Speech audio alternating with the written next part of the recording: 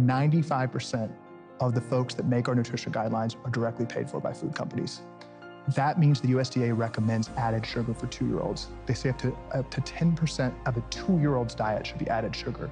First off, the USDA does not tell people they should eat added sugar. They recommend consuming nutrient-dense foods with little to no added sugar. But if you're going to have some added sugar, it should be in small amounts and used to help increase the consumption of healthy foods. For example, stir-fried vegetables with a bit of teriyaki sauce, which typically has some sugar. And if you are going to be having these added sugars, they set the maximum accepted level at 10% of calories. Not that you should consume that much, but if you're going to, that's the maximum. And for the record, the guidelines have never recommended added sugar intake, as you can see right here in the original guidelines from 1980. Now for the claim that 95% of advisors are directly paid by the food industry, because it's always a conspiracy with these people. A recent report found that 9 out of 20 members had medium or high risk conflicts of interest, while 4 had possible conflicts. So even if we include all of those, it falls way below the 95% number that he probably just made up. Now that isn't to downplay the importance of disclosing conflicts of interest, but just because someone has a potential conflict doesn't mean that they'll be biased in their recommendations. We ultimately have to look at the report, the methodology used, and how they formulate the recommendations, which in previous iterations has been pretty solid. But there's more.